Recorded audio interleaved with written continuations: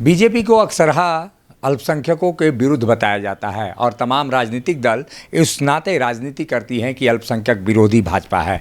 ऐसे में केंद्रीय अल्पसंख्यक कल्याण मंत्री जो माइनॉरिटी के मंत्री हैं, राज्य मंत्री जॉन बारला हमारे साथ हैं, जो अल्पसंख्यक समुदाय से खुद हैं, जो प्रायः भाजपा का वोटर नहीं माना जाता है उत्तर भारत के ओर में, लेकिन अलीपुरद्वार से सांसद बनने के बाद केंद्र में अल्पसंख्यक मंत्रालय संभाल रहे हैं इस समय जॉन बारला। उनसे ही जानते हैं, सर ये माइनॉरिटी के संबंध में, बीजेपी के संबंध में माइनॉरिटी को लेकर ऐसा भ्रम क्यों है कि बीजेपी अल्पसंख्यकों के खिलाफ है और लगातार अल्पसंख्यक विरोधी वोटों के सहारे जीतती है?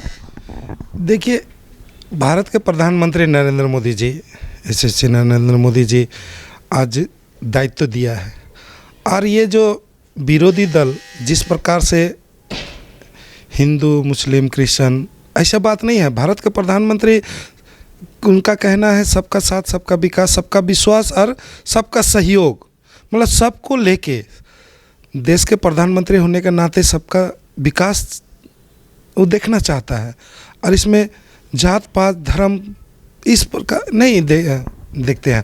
आज देखिए, मैं एक क्रिश्चियन कम्युनिटी का प्रधानमंत्री अगर ये सोचते हैं कि हिंदू मुस्लिम सिख अलग अलग सोचते हैं, तो आज मैं क्रिश्चियन हूँ, तो आज मुझे इतना बड़ा दायित्व, आज उन्होंने हमें भारतीय जनता पार्टी ने टिकट भी दिया, मत भी दिया, आज एमपी भी जिताया, उसके बाद में आज इतना बड़ा पावर भी दिया।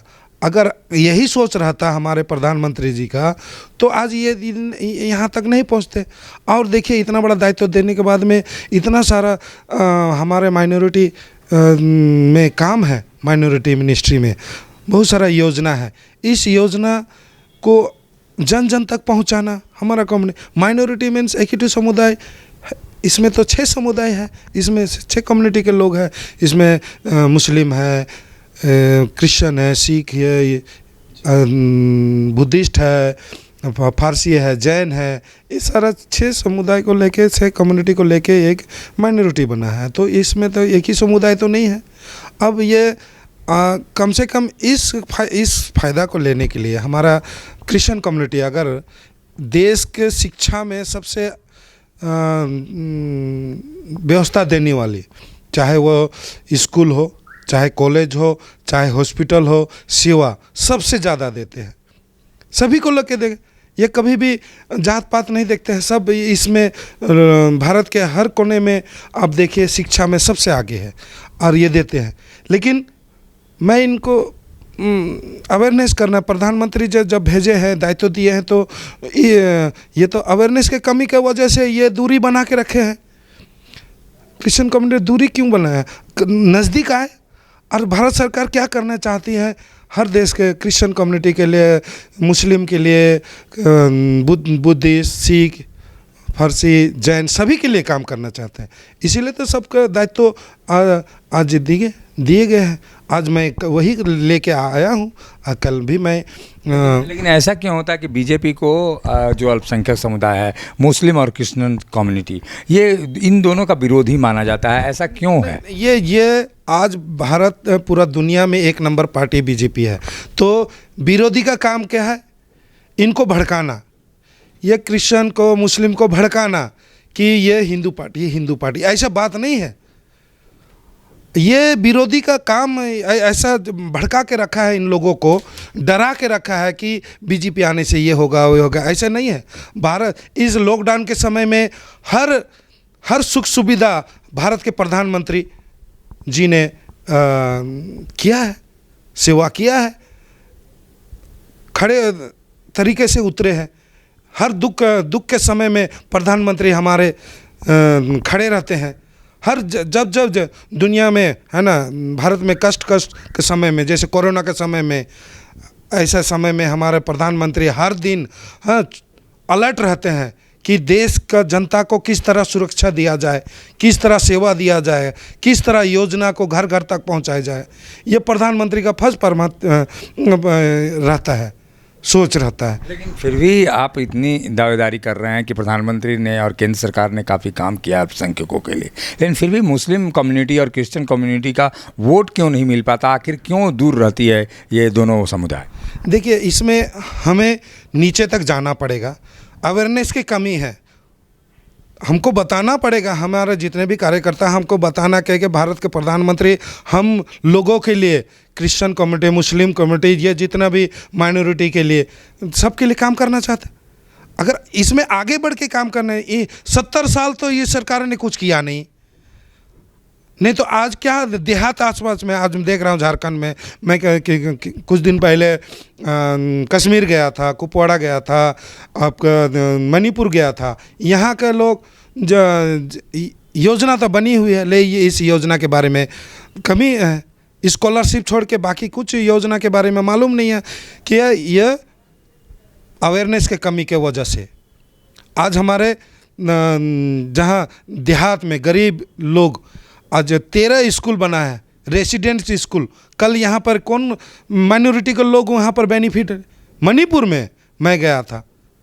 और इसमें थोड़ा सा हमारा कम्युनिटी के लोग, क्रिश्चियन कम्युनिटी थोड़ा दूरी बना के रखे। अभी जो भी सरकार है, सरकार के पास रह के जो भी समस्या, अब सरकार से दूर रह के तो आप समस्या का समाधान नहीं होगा। सरकार के पास आके आपको जो भी समस्या है, आपका जीवन में जो भी समस्या है, चाहे चर्च में है, चाहे स्कूल में है, कॉलेज में है, हॉस्पिटल, जो भी समस्या है, कुछ रिक्रूटमेंट, टीचर्स रिक्रूटमेंट के लिए ऐसे बहुत सारा समस्या हम कल सुने हैं। बिशप सबसे बैठे थे हम रांची में, सेंट जेवियर कॉलेज में बैठे थे, तो उन्होंने शायद पहली बार बीजेपी के कोई एमपी और माइनॉरिटी मिनिस्टर पहली बार शायद बैठे होंगे, और मैं उनका समस्या भी मैंने सुना।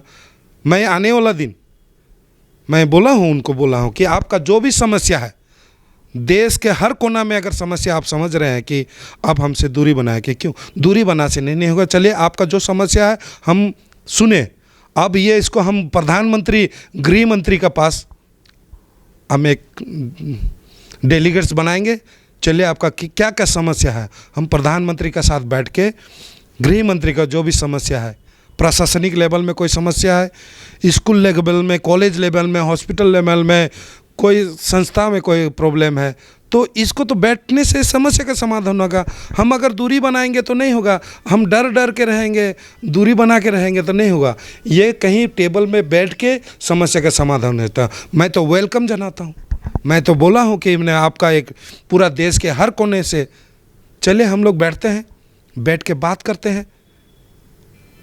और ऐसा प्रधानमंत्री पहली बार मिला है जो लोगों का बात सुनता है, नीचे ग्रास रूट का बात सुनते हैं और काम करते हैं। ऐसा प्रधानमंत्री कभी हमें मिला भी नहीं है, आज पहली बार ऐसा प्रधानमंत्री नरेंद्र मोदी जी मिले हैं। चलिए ना, वो तो हमारे बात सुनेंगे ज़रूर। एक आपके लोकसभा से सवाल है कि जो पश्चिम बंगाल के अलीपुरद्वार से आप आते हैं, वहाँ पे सारी सीटें लगभग भाजपा ने जीती, आखिर कमी कहाँ रह गई? इतना वोट भी मिला आपके लोकसभा क्षेत्र में, लेकिन कमी कहाँ रह गई कि ममता जी ने फिर बाजी मार ली? देखिए, कई लोगों ने वहाँ का भारतीय जनता का प्यार किया है, वोट दिया है। कुछ कहीं तो काउंटिंग में कहीं पर चूक हुआ है। काउंटिंग के समय में पहले जीत का घोषणा कर दिया और बहुत सारे लोग काउंटिंग के पहले बाहर निकल गए। लास्ट काउंटिंग का 7-8 राउंड के पहले निकल गए। इसमें भी लास्ट तक कभी उतरता है, कभी चढ़ता है, तो लास्ट तक होता है। लेकिन उस समय थोड़ा कुछ कमी हुआ है काउंटिंग में ही, और लोगों ने वोट दिया। देखिए, लोगों ने 1 करोड़, है ना, करोड़ लोगों ने वोट दिया है। तो इसमें हमारा कहीं ना कहीं काउंटिंग में मुझे गड़बड़ हुआ है। लेकिन आने वाला दिन भारतीय जनता पार्टी, जनता हमारे साथ है, और आने वाला दिन हम ज़रूर हम लोगों के पास रहेंगे, है ना। अल्पसंख्यकों को जोड़ने के लिए आपके डिपार्टमेंट से कौन सी योजनाएं आ रही हैं ताकि भारतीय जनता पार्टी से लोग जुड़े, और जो दूरी आपने बात कही उस दूरी को पाटने का काम करें? कोई ऐसी योजना आप लोगों के दिमाग में है, या फोर्थ कमिंग है स्कीम, या अभी चल रही है, उस बाबत लोगों अल्पसंख्यकों को बेनिफिट हो सके? देखिए, यहाँ माइनॉरिटी के लिए हम इतना ही जान रहे हाँ, क्योंकि मैं विभिन्न राज्य में घूम के देखा, तो कल थोड़ा दिन पहले कश्मीर में भी गया था। स्कॉलरशिप छोड़ के बाकी सब डीसी के साथ बैठे थे, कश्मीर भी बैठे थे, और मैं कुपवाड़ा में भी बैठे थे और मणिपुर में बैठे थे। तो उनको स्कॉलरशिप छोड़ के और प्रधानमंत्री जन विकास कार्यक्रम इनके द्वारा बहुत सारा बन रहा है मणिपुर में, बाकी स्टेट में अभी तक स्टार्ट भी नहीं हुआ है। शायद यहाँ पर स्टार्ट भी हमारा झारखंड सरकार में ये शायद स्टार्ट भी नहीं हुआ है। तो स्कॉलरशिप छोड़ के बाकी नहीं है। तो बहुत सारा है महिला के लिए, सीखो कमाओ, पढ़ो परदेश, नई मंजिल, ऐसे बहुत सारा, मौलाना आज़ाद, ऐसा बहुत सारा स्कीम सब है, 15 पॉइंट्स प्रोग्राम सब है। इसके द्वारा हमारा महिला को रोज़गार मिल सकता है। ट्रेंड स्किल डेवलपमेंट का है, सीखो कमाओ, बहुत सारा योजना है। मतलब आपका गरीब मजदूर को जो पढ़ा नहीं सकता है, बड़े बड़े स्कूल में कॉलेज में नहीं पढ़ा सकते हैं, कम से कम ये रेसिडेंट स्कूल में इसको पढ़ा है ना, हॉस्टल बना सकते हैं, इसमें हमारा बच्चा को शिक्षा दे सकते हैं। तो ऐसा नहीं मिल पाया है। इसीलिए मैं सारे बिशप सबसे, बुद्धिस्ट हो गया, सिख हो गया, ये सारे कम्युनिटी को लेके बैठ रहा हूँ।